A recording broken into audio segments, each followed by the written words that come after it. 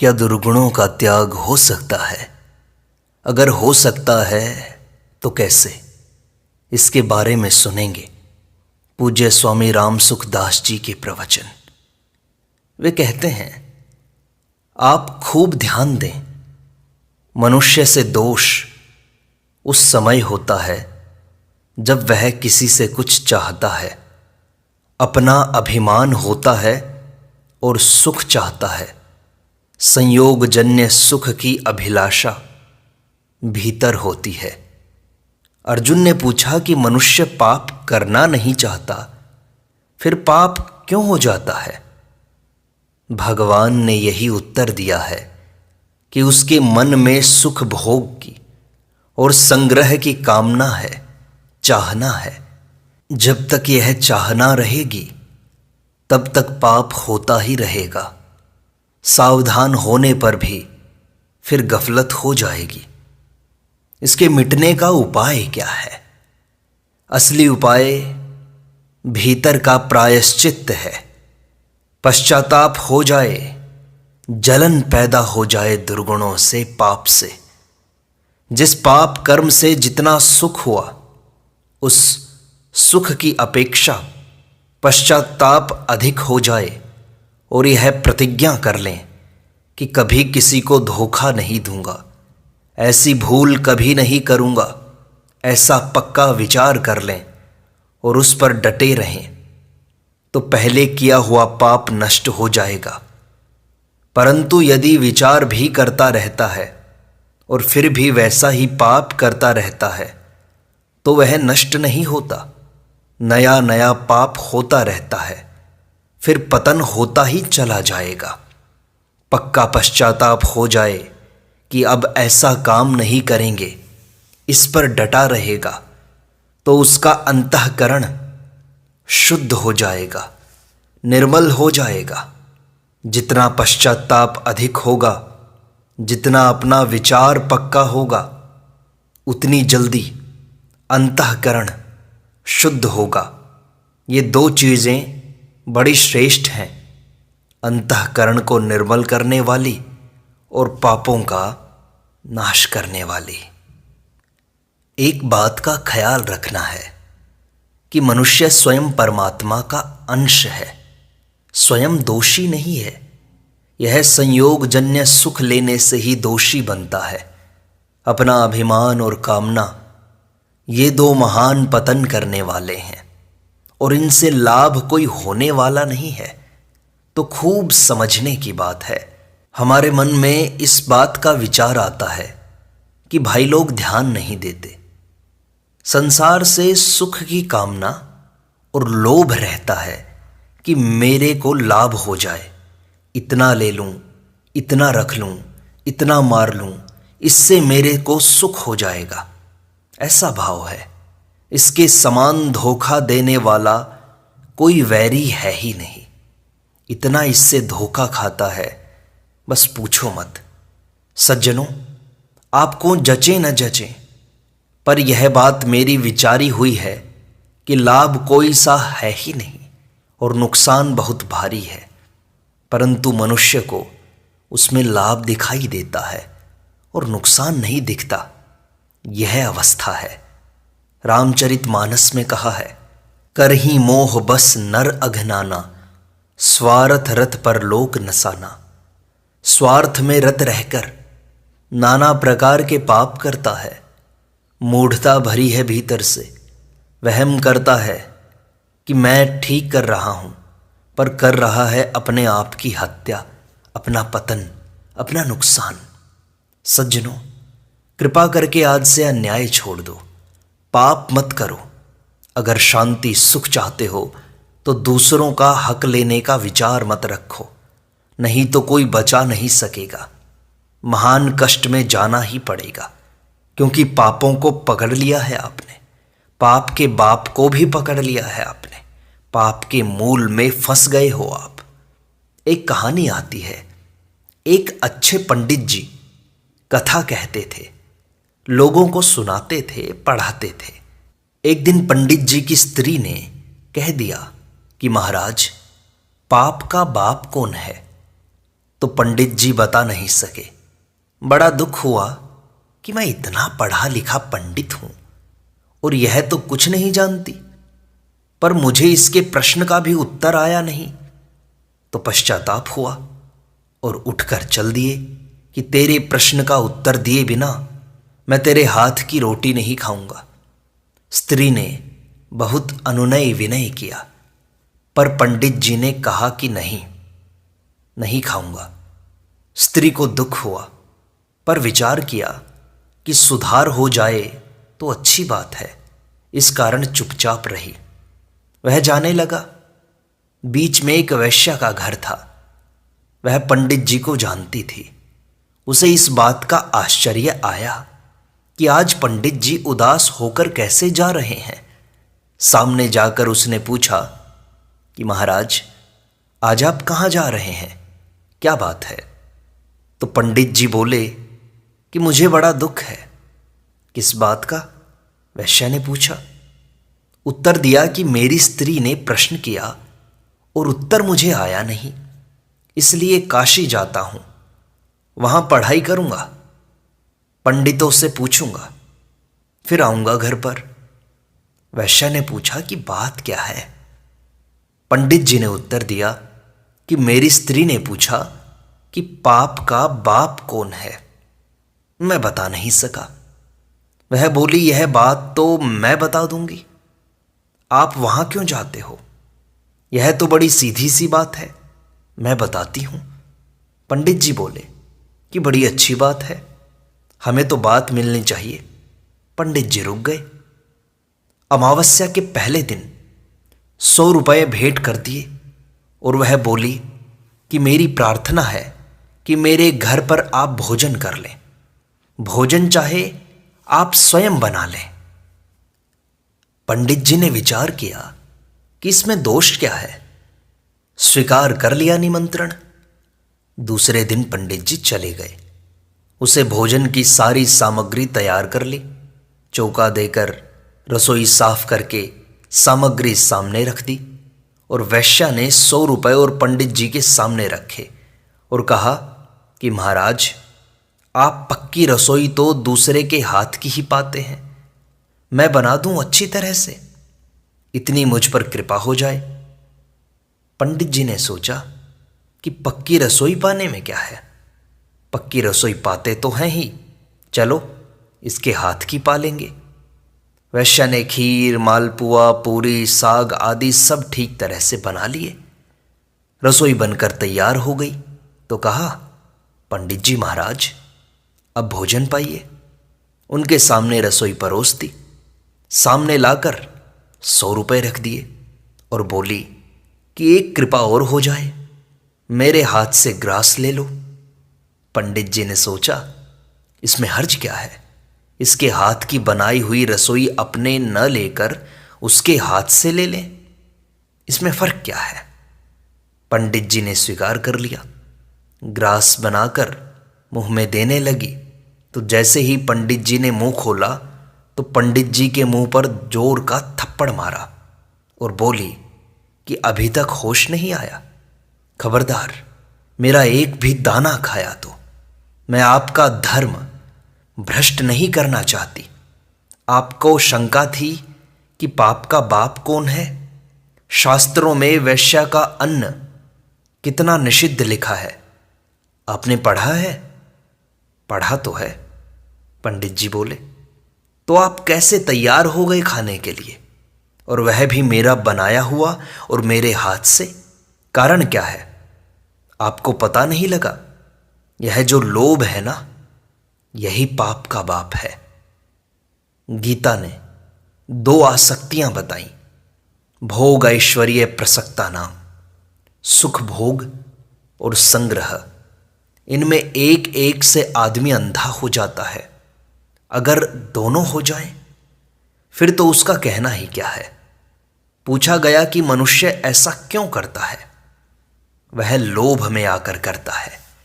सुख आराम मिले और धन मिल जाए, ऐसी चाहना होने पर फिर चाहे जो पाप करवा लो, दवाई के नाम से चाहे जो चीज खिला दो, और व्यापार के नाम से चाहे जो काम करवा लो। सुना है कि सनातन धर्म के आदमियों ने मांस सप्लाई तक किया मिलिट्री के लिए। अब व्यापार है, राम राम। भीतर लोभ है कि रुपया आ जाए, तो उसके लिए क्या क्या अनर्थ करते हैं लोग, रोंगटे खड़े हो जाएं। अगर विचार करके देखें तो ऐसे अन्याय करते हैं। यह धन कितने दिन ठहरेगा, आप कितने दिन जिएंगे, परंतु पाप की गठरी तो बांध ही लेता है मानव। संत लोग कहते हैं कि तू थोड़ा सा डर तो सही, पाप कर्म से डर रे मेरा मनवा रे। मन, तू पाप कर्म से डर। तू व्यर्थ में अनर्थ करता है, लोगों का माल हड़पता है और भोग भोगता है, निषिद्ध रीति से सुख भोगता है। थोड़ा सा विचार तो कर। मनुष्य शरीर मिला है तुझे, अच्छी अच्छी बातें सुनने कहने का मौका मिलता है, फिर भी तू ऐसा करता है। भाइयों, दुनिया का उद्धार हो सकता है, परंतु ऐसे आदमी का उद्धार नहीं होगा जो महान अपराध करता है। फिर पूछते हैं कि वैराग्य क्यों नहीं ठहरता। वैराग्य कैसे ठहरे जब राग ऊपर चढ़ा हुआ है, भोग इच्छा भीतर पड़ी हुई है। वैराग्य कैसे टिकेगा? वहां वैराग्य नहीं टिकेगा, विरुद्ध अवस्था है यह। राग के वशीभूत होकर निषिद्ध आचरण से भी बचता नहीं और कहता है कि वैराग्य टिकता नहीं। सज्जनों, अगर आप दुर्गति से बचना चाहते हैं, नरकों से बचना चाहते हैं, 84 लाख योनियों से बचना चाहते हैं, महान कष्टों से बचना चाहते हैं, तो आज से, अभी से ये विचार कर लें कि दूसरों का हक नहीं लेंगे। किसी रीति से ही लिया हो, वह ब्याज सहित उसको पूरा का पूरा दे देंगे। दूसरे का हक मारने का भाव भीतर से सदा के लिए उठा दो। जीवन निर्मल बना लो सज्जनों, तब तो ये पारमार्थिक बातें समझ में आने लग जाएंगी, आचरण में आने लग जाएंगी। परंतु जब तक नीयत खराब होगी, तब तक ये बातें समझ में नहीं आ सकती। याद कर लो, दूसरों को सुना दो, परंतु जब तक पाप विराजमान है भीतर में, तब तक कुछ नहीं होगा। इसलिए कम से कम सबसे पहले निश्चय यह कर लो कि अन्यायपूर्वक भोग नहीं भोगेंगे, अन्यायपूर्वक संग्रह नहीं करेंगे। निषिद्ध कर्मों का त्याग सबसे पहला त्याग है। त्याग से भगवत प्राप्ति, पूज्य श्री सेठ जी का लेख है, उसमें सबसे पहला त्याग निषिद्ध कर्मों का त्याग है। झूठ, कपट, जालसाजी, बेईमानी, अभक्ष्य भक्षण इत्यादि ये निषिद्ध आचरण शरीर से, मन से कभी नहीं करने चाहिए। यह पारमार्थिक मार्ग में कलंक है। क्या पहले कलंक का भी त्याग नहीं कर सकते? कोई पूछे तो कहते हैं हृदय से त्याग कर दो। भीतर से त्याग का भाव मुख्य है। इतना होने पर भी किसी कारण से कोई पाप या दोष हो जाए तो जलन पैदा हो जाएगी, यह इसकी पहचान है। मन में पाप से अशांति हो जाएगी। उस जलन में यह ताकत है कि आगे दोबारा पाप नहीं होगा। पक्का विचार कर लें कि अब नहीं करेंगे। हे नाथ, ऐसा बल दो, ऐसी शक्ति दो कि आपकी आज्ञा के विरुद्ध कोई काम न करें। तो भगवान मदद करते हैं, धर्म मदद करता है, शास्त्र मदद करते हैं, संत महात्मा सहायता करते हैं। सच्चे हृदय से परमात्मा की तरफ चलने वाले पर दुनिया मात्र कृपा करती है और मदद करती है। सभी मदद करते हैं। एक संत मिले थे, अंधे थे। उन्होंने कहा कि मुझे वैराग्य हुआ और बाहर जंगल में रहता था। ठंडक आ गई तो एक भक्त ने बढ़िया कंबल दे दिया। वह एक कंबल ही मेरे पास बढ़िया था और कोई चीज बढ़िया नहीं। रात्रि में एकांत था तो कुछ आदमी पास में आए। शब्द सुनाई दिया। उनकी वाणी सुनी, मन में विचार किया कि न जाने डाकू हैं कि चोर हैं, न जाने कौन है। मेरे पास यह कंबल है, इसे देखकर ये ले जाएंगे, तो पहले अपने ही इनसे बात कर लो। तो उनसे बोले कि भाई बोलो कौन हो, क्या बात है। उन्होंने आकर देखा कि ये तो बाबा जी हैं। ऐसा देखकर बोले कि महाराज आप संत हैं, इसलिए हम आपसे सच्ची बात कह देते हैं कि हम चोरी करने जा रहे हैं। हमारा पेशा चोरी करने का नहीं है, हम तो गृहस्थ हैं, अपना कमाकर खाने वाले हैं, परंतु राज्य का लगान बहुत बढ़ गया है, वह दे नहीं सकते, इसलिए हम चोरी करने जा रहे हैं। संत ने कहा कि भैया चोरी करना अच्छा नहीं है। उन्होंने कहा कि हम भी अच्छा नहीं समझते, परंतु करे क्या, इतना लगान कहाँ से दें, हमारे पास है नहीं। उनसे इतनी बात की, पर बाबा की कंबल नहीं ली। आदमी लोभ में ऐसा करता है, लोभ में चोरी करे, दूसरों को दुख दे, धन हड़प ले। कितने पाप की बात है, कितने अन्याय की बात है। यह एक विलक्षण बात है कि निर्धन होने पर भी, आफत होने पर भी पाप न करें, दुख पालें पर पाप न करें, अन्याय न करें। सज्जनों, ऐसे आपको पाप से बचने के लिए पाशुपात अस्त्र बताता हूं। आप कृपा करके सुने और उसे धारण करें, बड़ी भारी कृपा मानूंगा मैं। वह क्या कि मर जाएंगे पर पाप नहीं करेंगे, अन्याय नहीं करेंगे, नहीं करेंगे, नहीं करेंगे। ऐसा आपका केवल विचार हो जाए। ऐसा करने से आप बिना अन्न के मर जाओगे, यह बात होगी नहीं। अन्न के बिना मरना पड़े तो भी परवाह नहीं, पर पाप अन्याय नहीं करेंगे। यह है अस्त्र का चलाना, यह चलाना नहीं पड़ेगा। पक्का विचार पड़ा पड़ा आपकी विजय कर देगा। हमें मौत स्वीकार है, आफत स्वीकार है, पर पाप स्वीकार नहीं है। ऐसा पक्का विचार होने पर आपसे कोई पाप नहीं करवा सकता, अन्याय नहीं करवा सकता। किसी की ताकत नहीं कि अन्याय करवा ले। साथ में रखिए भगवान का भरोसा। याद करते रहो कि हे नाथ, यह बात तो मेरी है, पर बल आपका है। इस बात को निभाने में मुझे आपका बल चाहिए। अर्जुन को भगवान ने कहा कि तू निमित्त मात्र बन जा, निमित्त मात्रम भव सव्यसाचिन।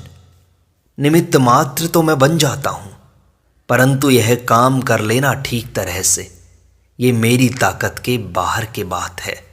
हे नाथ, आप निभाओ। उस लोक की लाज प्रतिज्ञा राखें साई, आछी करे सो राम जी, भूंडी बने सो आपकी। राम जी जो करते हैं अच्छा करते हैं। भगवान के द्वारा अपना अच्छा ही अच्छा होता है, रक्षा होती है, सहायता होती है, फायदा होता है, नुकसान नहीं होता। भूंडी बुरी तो आपकी है, खुद की है, खराब खुद करता है। अगर खुद तैयार नहीं होता तो कोई नहीं करवा सकता।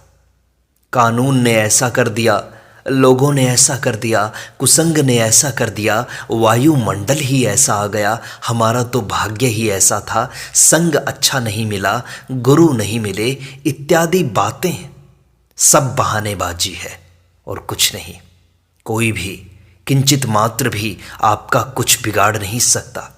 जब तक आप बिगाड़ के लिए तैयार न हो जाएं और उसमें भी अपना विचार पक्का रखें और सहारा भगवान का हो, जो भीतर से पुकारता रहे कि प्रभु, हे नाथ, बिना आपकी कृपा के हमसे नहीं होगा यह काम। ऐसी कृपा का भरोसा हो तो उसका पतन कभी नहीं हो सकता। भगवान के चरणों की शरण लेने से भगवान कहते हैं, अहम त्वा सर्व पापेभ्यो मोक्षयिष्यामि मा शुचः। सब पापों से मैं मुक्त कर दूंगा तुझे। तू चिंता ना कर। माम एकम शरणम व्रजा। शर्त यह है, शरण यदि धन की लेगा, झूठ कपट की लेगा, बेईमानी का आश्रय रखेगा, तो मेरे बस की बात नहीं है, मेरे हाथ की बात नहीं है। मनुष्य क्या करता है? झूठ कपट बेईमानी का सहारा लेता है, भगवान का नहीं। आज कहा जाए कि पाप मत करो तो लोग कहते हैं कि महाराज आजकल के ज़माने में यह नहीं चल सकता, यह आपकी बात पुराने ढंग की है, पुराने ज़माने की है। इस ज़माने में ऐसा नहीं चल सकता। ऐसा करेंगे तो भूख से मर जाएंगे, जी नहीं सकते। आज सच्चाई का साथ कैसे कर लें हम? लाख रुपया कमाते हैं तो लगभग आधा टैक्स देना पड़ता है। हमें एक भाई ने कहा कि अब बताओ क्या कमाएं, क्या खाएं? इस जमाने में मनुष्य सच्चाई से काम नहीं कर सकता। हम कहते हैं कि सरकार कृपा कर रही है कि लोभ के वशीभूत होकर ज़्यादा संग्रह मत करो। क्रियात्मक उपदेश दे रही है, साधारण खर्चा करो, साधारण कमाओ और खाओ, उसमें पाप कोई नहीं करवा सकता। कुछ रुपए कमाने तक की छूट है ना टैक्स की, उतने के भीतर भीतर कमाओ। कहते हैं खर्चा कहाँ से लाएं, लड़की का ब्याह कैसे करें? मुश्किल हो जाती है, सभ्यता है।